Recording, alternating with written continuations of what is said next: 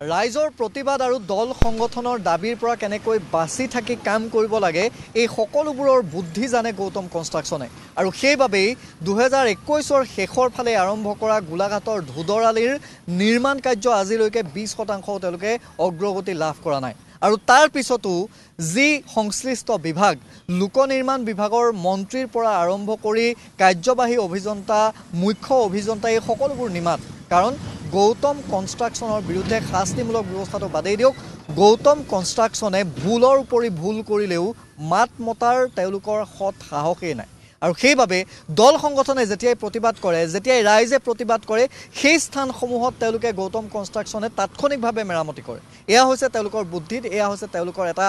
দল সংগঠনৰ পৰা বাছি থকাৰ উপায় সংবাদ মাধ্যমে যেতিয়া বাতৰি আমি সম্প্ৰচাৰ ধাৰাবাহিকভাৱে কৰি আছো ডিব্ৰুগড় বুঢ়ীদিহিঙৰ পাৰৰ পৰা ডিব্ৰুগড় স্পৰ্টছ কমপ্লেক্সৰ পৰা ইয়াত গোলাঘাটৰ এই ধুদৰালিলৈকে আজি পৰ্যন্ত 2021ৰ পৰা এতিয়ালৈকে ধুদৰালিৰ সম্পূৰ্ণটো বাদেই দিয়ক 20ৰ পৰা 25% কাম মাত্ৰ তেওঁলোকে সম্পূৰ্ণ কৰিছে আধাৰ সত্ৰত উপস্থিত আছো আধাৰ সত্ৰৰ পৰিৱেশটো এবাৰ দেখুৱাম এই আধাৰ সত্ৰৰ পৰিৱেশ হৈছে এয়া আৰু ইয়াত এতিয়ালৈকে ভূমি অধিগ্ৰহণেই কৰিব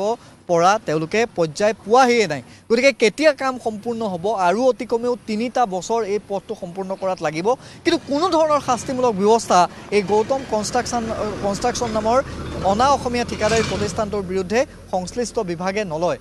কেৱল ধূলিৰ মাজত ইয়াত মানুহ থাকিবলগীয়া হৈছে হাওঁফাওঁৰ বেমাৰ হৈছে ছাত্ৰ ছাত্ৰীয়ে ইয়াত অসুখত ভুগিবলগীয়া হৈছে আৰু তাৰ পিছতো গৌতম কনষ্ট্ৰাকশ্যন সম্পূৰ্ণ নিমাত আটাচুৰ বিষয়ববীয়া আছে মই অকণমান আপোনাৰ ওচৰলৈ আহিছোঁ ইয়াৰ পূৰ্বে যেতিয়া বাতৰি সম্প্ৰচাৰ কৰিছিলোঁ যিডোখৰ ঠাইত আমি কৰিছিলোঁ তাত আজি দেখিছোঁ যে তেওঁলোকে মিহি কৰিছে যাতে আৰু বাতৰি তাৰ পৰা নহয় কিন্তু এই স্থানসমূহত ৰাইজে যেনেধৰণে দুৰ্দশা ইয়াত ভুগিবলগীয়া হৈছে গৌতম কনষ্ট্ৰাকশ্যনক কিয় কোনেও একো নকয় কোনেও নাকি লগাব পৰা সৎ সাহস আৰু কিয় নাই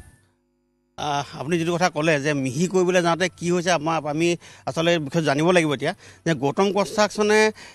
আমি যেতিয়া বাতৰি সম্প্ৰচাৰ আপোনালোকে কৰে বা আমি দল সংগঠনে যেতিয়া ধৰোঁ মানে আমি যেতিয়া ক'বলৈ যাওঁ বা প্ৰতিবাদ কৰিব যাওঁ তেতিয়া তেওঁলোকে কামটো স্পীড কৰে আৰু স্পীড কৰিবলৈ গৈ গোলাঘাট নগৰখনত বৰ্তমান যেনেদৰে কাম কৰিব লাগিছিলে আপোনাৰ আমি জানো যে এটা ৰাস্তা পুনৰ নিৰ্মাণ ওপৰত বনাবৰ সময়ত তেওঁলোকে আঁকুৰি ল'ব লাগে বা যিটো খান্দি ল'ব লাগে সেইবিলাক নখনাকৈ তেওঁলোকে ৰাস্তা বনাইছে 1 নম্বৰ 2 নম্বৰ কথা এই ধুদৰালিটো প্লেন এষ্টিমেটৰ কাম হৈছে নাই তাৰ বিভাগে তদন্ত হ'ব লাগে আমি টাইম দাবী জনাইছোঁ কাৰণ ইয়াত যিটো আচলতে প্লেন এষ্টিমেটৰ মানে যিটো যেনেদৰে বনাব লগা হৈছে যেনেদৰে বনাবলৈ আচলতে আহিছে তেনেদৰে বনাইছে নাই কাৰণ আমাৰ সন্দেহ আছে যে এষ্টিমেটত যেনেদৰে আহিছে তেনেদৰে নিৰ্মাণ কাৰ্য হোৱা নাই আৰু ইয়াৰ আমাৰ যিটো বিভাগ আছে যিটো আপোনাৰ তদন্তকাৰী আপোনাৰ লোক নিৰ্মাণ বিভাগ আছে লোক নিৰ্মাণ বিভাগে এইবিলাক চাব লাগে কিন্তু তেওঁলোকে মেনেজ হয় কাৰণ ইয়াৰ গৌতম কনষ্ট্ৰাকশ্যনে তেওঁলোকক মেনেজ কৰি থৈছে আৰু মেনেজ কৰি থোৱাৰ কাৰণেই আচলতে যিবিলাক এষ্টিমেটৰ মতে হওক বা আজি যিবিলাক ৰাস্তা বনাই মানে যিবিলাক তলত আপোনাৰ খান্দি ল'ব লাগে সেইবিলাক নোহোৱাকৈ তেওঁলোকে বনাই দিছে 2 বছৰৰ পিছত কি হ'ব সেই ৰাস্তাটো চলি যাব ভাগি যাব কাৰণ এইটো গৌতম কনষ্ট্ৰাকশ্যনৰ বাপেকৰ পইচা নহয় গৌতম কনষ্ট্ৰাকশ্যনৰ এই পইচা হৈছে আমাৰ টেক্স আমাৰ সাধাৰণ জনসাধাৰণৰ টেক্সৰ পইচাই আজি গৌতম কনষ্ট্ৰাকশ্যনে আজি পথ নিৰ্মাণ কৰিছে কাৰণ গৌতম কনষ্ট্ৰাকশ্যনে বাপেকৰ সম্পত্তি বিক্ৰী কৰি এই ৰাস্তা বা নিৰ্মাণ কৰা নাই বা আজি বিল্ডিং নিৰ্মাণ কৰা নাই এয়া আমাৰ অসমৰ জনসাধাৰণৰ টেক্সৰ পইচাই আজি এই ৰাস্তা নিৰ্মাণ কৰিছে আৰু আমি কেৱল লোক নিৰ্মাণ বিভাগে নহয় ইয়াত বন বিভাগ জলসম্পদ বিভাগ সকলোৱেতো এক প্ৰকাৰৰ তেওঁলোকে ফাঁকি দি আছে কাৰণ ৰাজহ হেৰুৱাইছে অসম চৰকাৰে ইয়াত যিখিনি মাটি ইয়াত দিয়া হৈছে য'ত তেওঁলোকে নিৰ্মাণ কৰিছে সেই নৈ কাষৰ মাটিৰ নামত তেওঁলোকে কোনো এটকাও হয়তো ৰাজহ চৰকাৰে যে পাইছে তাত সন্দেহ আছে শিল য'ৰ পৰা আনিছে তাৰ নামত ৰাজহ পাইছে নে নাই সেইটো এটা সন্দেহ আছে নিশ্চিতভাৱে কাৰণ আপোনালোকে আচলতে চৰকাৰ প্ৰশাসন আৰু ঠিকাদাৰ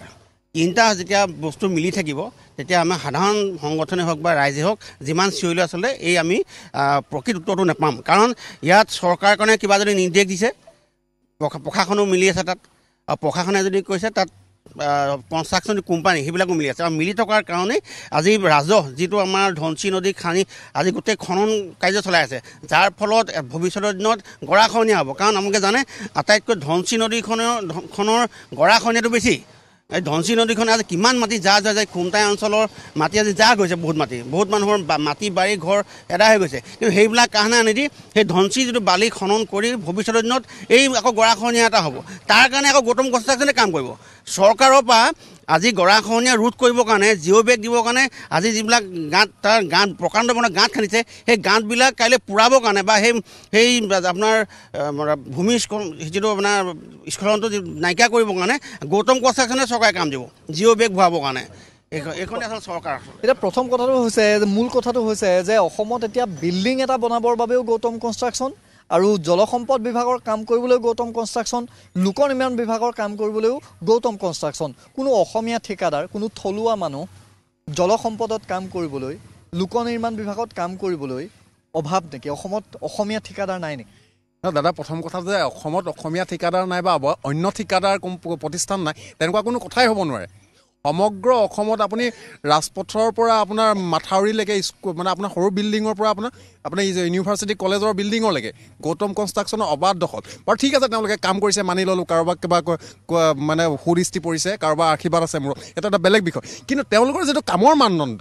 যাৰ কাৰণে আজি ৰাইজৰ কৰৰ টকাৰে আমাৰ এই ৰাজপথসমূহ নিৰ্মাণ কাৰ্যত আমাৰ ব্যয় হৈছে, এই কামৰ মানদণ্ড যদি আপোনালোকে দেখে হয়তো অতি নিম্নতকৈ নিম্নমানৰ। আচলতে এনেকুৱা কোম্পানী ক'বলৈ গ'লে বহিৰাজ্যত যদি ক'ৰবাত হ'লহেঁতেন কেতিয়াবা ব্লেক লিষ্টেড হ'লহেঁতেন। আপুনি দেখিব দাদা এইটো আমাৰ ধুদৰ আলি কেতিয়াবা 2 বছৰ আগতে পাৰ হৈ গ'ল যে তেওঁলোকৰ যিটো সময়সীমা, কিন্তু আজি 3 বছৰ হ'ল, তেওঁ সময়সীমা 1 বছৰতকৈ বেছি অধিক কাল হ'ল। তেওঁলোকে আমাৰ যিটো এই ধুদৰ আলি প্ৰাৰম্ভিক যিখিনি কাম কাজ যাতে ভূমি অধিগ্ৰহণ কৰিব লাগে ভূমি অধিগ্ৰহণ তেওঁলোকে কৰা নাই। ইয়াত বা আপুনি শিল পেলাব লাগে বা অন্যান্য কামখিনি যদি কৰিব লাগে। আৰু যিটো দাদা কৈছে যে তেওঁলোকে এই নিৰ্মাণৰ নামত যিসমূহ ধৰণ ঝঞ্চিতে হওক বা অন্যান্য নদীসমূহত যিটো খনন প্ৰক্ৰিয়া, এই খনন প্ৰক্ৰিয়াসমূহ কিদৰে বৈধভাৱে হৈছে নে অবৈধভাৱে হৈছে তাৰ কোনো নিশ্চয়তা নাই। আৰু দ্বিতীয় কথাটো যে তেওঁলোকে যিটো বিভাগীয় কৰ্তৃপক্ষ আছে, বিষয়া আছে, তেওঁলোকে আচলতে যিদৰে চাব লাগে, যিদৰে সক্ৰিয় হ'ব লাগিছিলে, কিন্তু সেই সক্ৰিয়তাটো কিন্তু গৌতম কনষ্ট্ৰাকশ্যনৰ ক্ষেত্ৰত আমি দেখিবলৈ নাপাওঁ। কৃষক মুক্তি সংগ্ৰাম সমিতিৰ বিষয়ববীয়া আছিল, তেওঁক ধন্যবাদ জনাইছোঁ। জাতীয় সংগ্ৰামী সেনা অসম, আপোনালোকে প্ৰথম দিনটোৰ পৰাই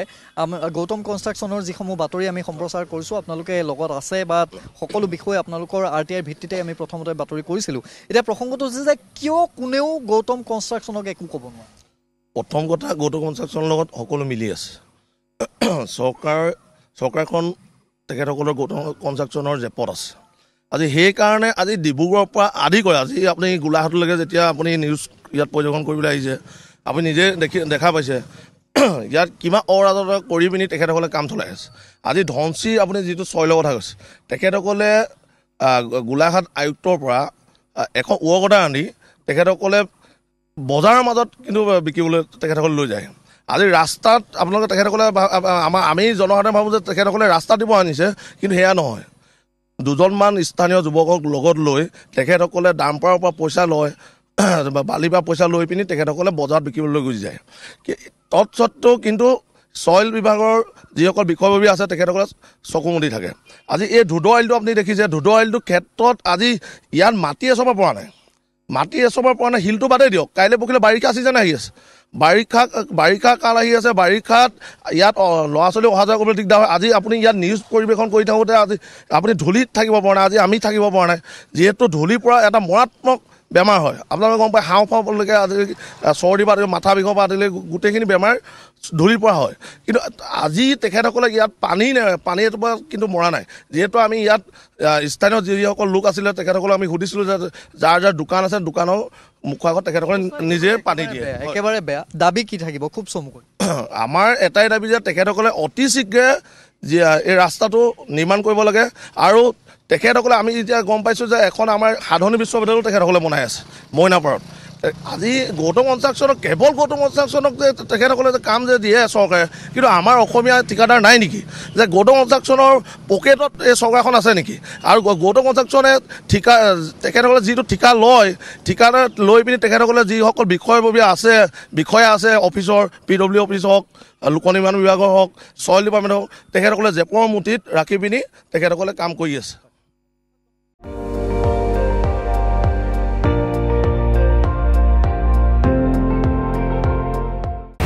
আপুনি চাই আছে ND24, সৰ্বশ্ৰেষ্ঠ নহয় সৰ্বোত্তমৰ দৌৰত।